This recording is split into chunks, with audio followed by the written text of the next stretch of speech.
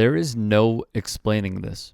An NYPD cruiser tried running into a man on a moped multiple times in the state of New York. With members of the NYPD, this is simply not out of the ordinary. A video has also surfaced showing two NYPD vehicles pushing into a crowd of demonstrators, and officials are saying that those vehicles were being struck. New York's finest rammed their cars into their own citizens in the summer of 2020 when protests took place in Detroit.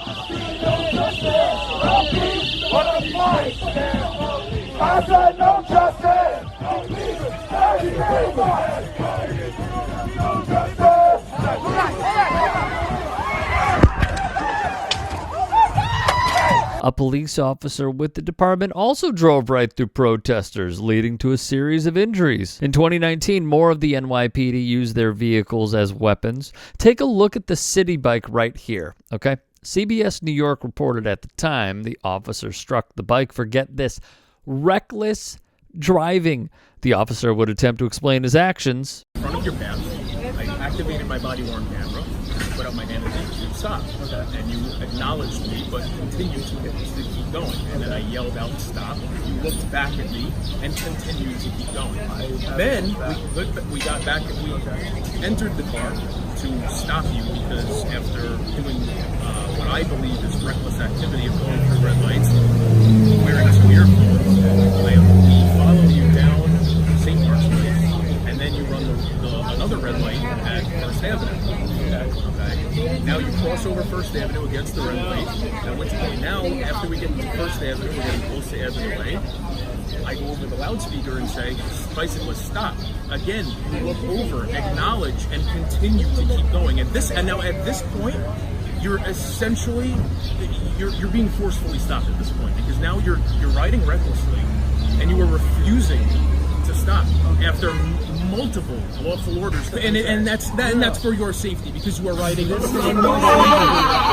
for my safety. This is for your safety. Yes, this is for your safety. It absolutely. Do you understand with the amount of that force, where the entire tire came off, my entire rear. I opened the door to exit the vehicle. Yeah, and I'm not the door. I could have only slammed into the door. Officer, you have a bulletproof door.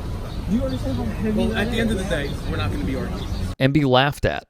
Once the cop noticed he was outwitted, he simply ended the conversation. Then there was this debacle. I don't need a helmet if it doesn't go over 30 miles an hour. No, I do not. Say that one more time on camera. Please say that. If it doesn't go over 30 miles an hour, I need a helmet. Say that. Say that on the record. That rides over 30 has to have a license. My vehicle does not ride over 30, sir. So I don't understand why you stopped me. I do not need a helmet for this. 30 miles an hour, you need a helmet. Look at him. Look at that. Look at that. Look at that. Look at that. Come on. Look at that. What the? This officer right here needs to be arrested. You need to be arrested. Proving time and time again, these officers do not care to serve the public. In 2022, a woman was killed because officers hit her with their squad car. It went down in Queens. The woman was 52. The marked car hit a car in the intersection, then a parked car, then after that jumped the curb and struck the woman. There are countless stories that show just how awful these folks are at their profession, yet pay little to no consequences. Via Insider, New York has an extensive history of accidents involving its fleet of nearly 30,000 city vehicles. According to a city comptroller report, New York has paid out $653.8 million related to crashes involving municipal vehicles over the last decade. Nearly 40% of that amount, $246.8 million in settlements, involved New York's finest. The community districts seeing the highest number of crashes caused by city vehicles over the past 10 years have poverty and unemployment rates that are higher than the city and borough average, the report said. The identified community districts are also predominantly communities of color, where the majority of residents identify as Black or Hispanic. The payouts, totaling more than $500 million, account for almost 25% of personal injury claims settled by the city. The report did not indicate how many New Yorkers are left injured or killed due to the incidents. Listen. The biggest scam in America is thinking that police keep the public safe so they can pressure pawns of politicians to give them more money. The second is the officers, departments, and unions not paying for their own misconduct and having us, the taxpayer, foot the bill.